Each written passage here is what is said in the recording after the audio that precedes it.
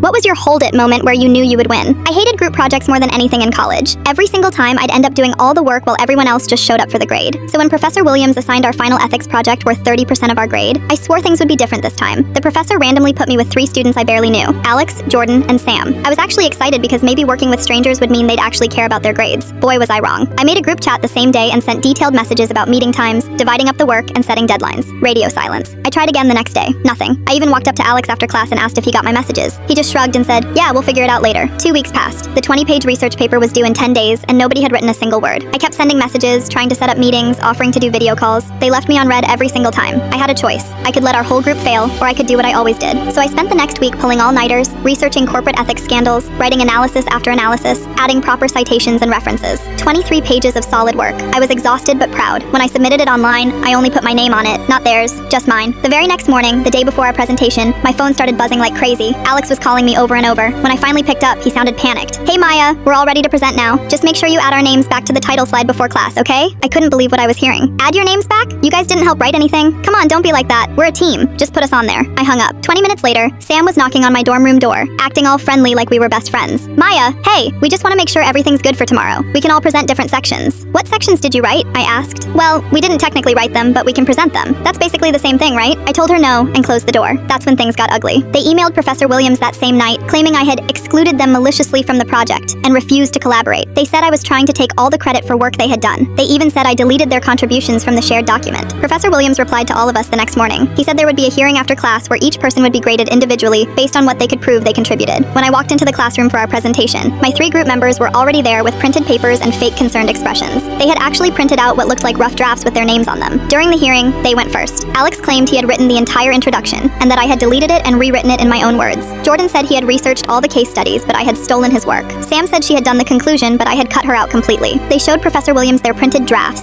and acted like they were the victims of some terrible injustice. They even teared up a little bit, talking about how unfair it was that their hard work was being stolen. Professor Williams looked confused and a little upset. He turned to me and asked what I had to say for myself. That's when I said it. "Hold it." I reached into my backpack and pulled out a thick folder I had prepared. I handed it to Professor Williams and watched his eyebrows go up as he started reading. First, I showed him screenshots of every message I had sent to the group chat, dozens of them over 3 weeks, all unanswered. Timestamps showing I had messaged them at different times of day, even late at night, trying to coordinate. Then I showed him the edit history from Google Docs. Every single change was made by my account. Every paragraph, every citation, every edit, all me. The document showed that I was the only person who had ever opened the file. But that wasn't the best part. I pulled out my phone and showed Professor Williams a screen recording I had made the night before I submitted the paper. It showed me scrolling through the entire document with timestamps proving when it was created and by who. 2 days later, the grades were posted. I got a 98%, points only taken off for a minor formatting issue. The other 3 got zeros and academic misconduct notices that would stay on their permanent records.